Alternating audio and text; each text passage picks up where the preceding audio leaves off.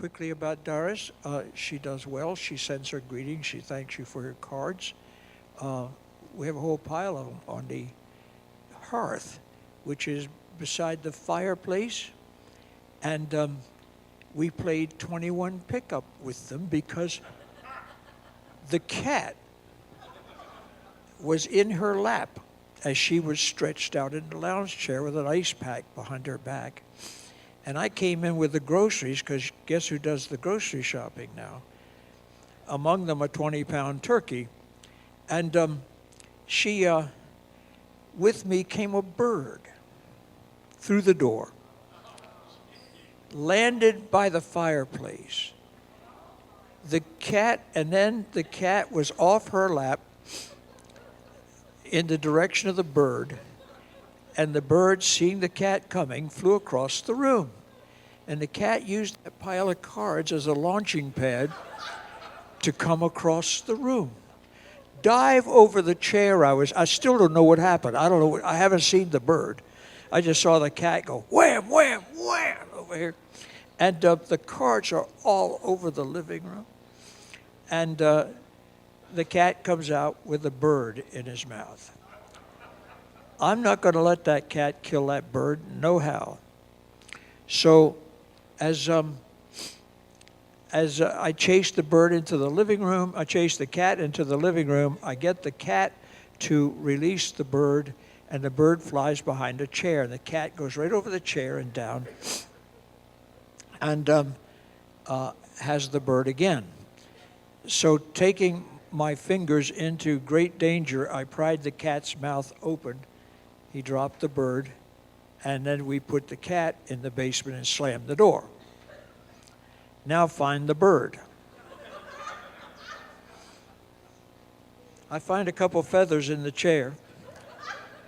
And so at the end of that, we finally give up and say, we can't find the bird. Might as well let the cat out. The cat will find it, and that'll be the end of it. And I said, I'm not going to eat supper while the bird is screaming with the cat torturing it. But at any rate, we let the cat out. You know, that cat walked out, walked into the dining room, hopped on the table, and the next thing we saw, he's hanging from one paw from the chandelier. He got one paw wrapped around it. The cat is strung out in the air, hanging from the swinging chandelier. And on the chain of the chandelier above sits the bird. And the cat, with his free paw, is hanging with one hand, swinging the chandelier, and with the other hand just about reaching the bird. So here again, we peel the cat off the chandelier, put him down in the basement again, and then Doris said, you get the bird.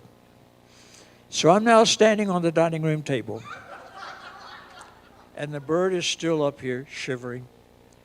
And I try to hold him in my hand, but he's so strong. It's just a little guy. Just doesn't have long tail feathers yet. And so now he's down on the floor. So Doris hands me my flat hat and says, throw this on top of him, which was brilliant, except I kept trying to do it behind him, and he kept running ahead of it. So then I decided, all right, wham, in front of him, and I got him. So I fold him up in the hat and take him outside and let him go. So the bird, as far as I know, as far as we're concerned, is still alive.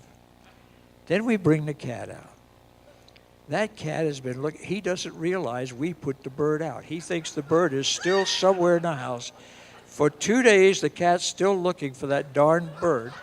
He's under everything, under the furniture, under the dishwasher, under the pantry cans, and I don't know when he'll figure out that the bird is no longer in his house.